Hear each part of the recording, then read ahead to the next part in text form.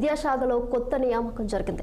జిల్లా విద్యాశాఖ అధికారిగా సివి రేణుక నూతన బాధ్యతలు స్వీకరించారు. ఇప్పటి వరకు ఈ పదవిలో ఉన్న కిరణ్ కుమార్ బోయినపల్లిని డైట్ కళాశాలలో లెక్చరర్గా బదిలీ చేస్తూ ప్రభుత్వం ఉత్తర్వులు జారీ చేసిన విషయాన్ని అధికారులు వెల్లడించారు.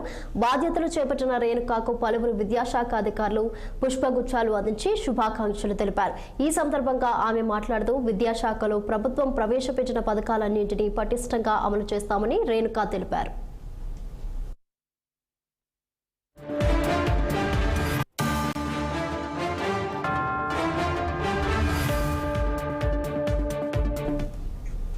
ఇక ప్రభుత్వ పాఠశాలలో చదువుతున్న ప్రతి ఒక్క విద్యార్థి చదవడం, రాయడం నేర్చుకునేలా ప్రత్యేక ప్రణాళిక రూపొందిస్తున్నామని తెలిపారు.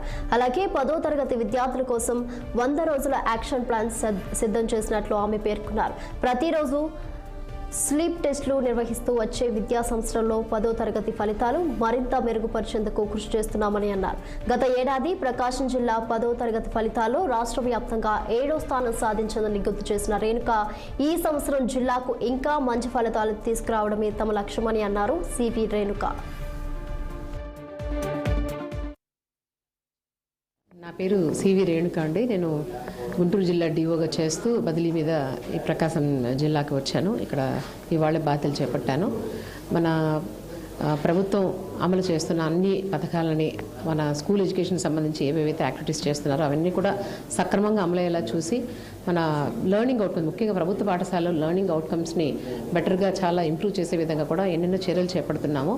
ముఖ్యంగా ఫౌండేషనల్ లిటరసీ అండ్ న్యూమరసీకి సంబంధించిన ఒక యాక్షన్ ప్లాన్ కూడా 75 days ఇంప్లిమెంట్ చేస్తూ పిల్లల ప్రతి ఒక్కరికి కూడా చదవడం, రాయడం, అలాగే మ్యాథ్స్లో కూడా బేసిక్స్ అందరూ కూడా ప్రతి ఒక్క పిల్లవాడికి వచ్చే విధంగా కూడా ఆ యాక్షన్ ప్లాన్ని అమలు చేస్తున్నాము. Already base line test conduct చేశాము. 75 రోజుల తర్వాత మళ్ళీ మేము ఎండ్ లైన్ టెస్ట్ కూడా చేసి వాళ్ళ సామర్థ్యాలని డెఫినెట్గా ఇంప్రూవ్ చేసే విధంగా కూడా చర్యలు తీసుకోవడం జరుగుతుంది. అలాగే 100 days యాక్షన్ ప్లాన్ కూడా 10th క్లాస్ పిల్లల్ని దృష్టిలో ఉంచుకొని చాలా చక్కటి ప్రోగ్రామ్ ఇంప్లిమెంట్ అవుతుంది. మార్నింగ్ నుంచి కూడా ఈవినింగ్ స్లిప్ టెస్ట్లు కూడా ప్రతిరోజు కూడా పిల్లలకి టెస్టులు పెడుతూ ఆ టెస్టుల యొక్క మార్కులు కూడా మళ్ళీ మరుసటి రోజు లోపల పిల్లలకి ఇచ్చే విధంగా ప్రతిరోజు టెస్ట్ పెట్టడం ద్వారా, ఎక్కువ రాయడం ద్వారా కూడా మంచి ఫలితాలు రావాలి. అందులో కూడా క్యాండిడేట్స్ని మనము 2 విభాగాలుగా విభజించి రైజింగ్ స్టార్స్ అని, షైనింగ్ స్టార్స్ అని 2 విభాగాలుగా విభజించి వాళ్ళకి ఆ విధంగా పిల్లల్ని తయారు చేస్తున్నాము. వాళ్ళకి తర్ఫీదుని ఇస్తున్నాము. వాళ్ళ యొక్క లెర్నింగ్ లెవెల్స్ని బట్టి కూడా 2 కేటగిరీస్కి సంబంధించి. సో ఈసారి కూడా 10th ఫలితాల్లో మంచి సాధించాలనే ఒక లక్ష్యంతో పనిచేస్తున్నాము. గత ఏడాది 7వ ర్యాంకు సాధించారని తెలిసింది. దాన్ని మరింత మెరుగుపరిచే విధంగా, ముఖ్యంగా ప్రతి ఒక్క విద్యార్థి కూడా పాస్ అయ్యే విధంగా కూడా మా యొక్క టీచర్లు, మా మండల విద్యాశాఖ అధికారులు కూడా దాన్ని పర్యవేక్షిస్తూ రిజల్ట్ని కూడా తీసుకొచ్చే విధంగా చర్యలు చేపట్టడం జరుగుతుంది.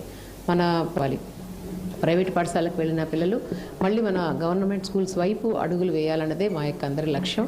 అధికారులందరూ కూడా ఆ దిశగా మేము పూర్తిగా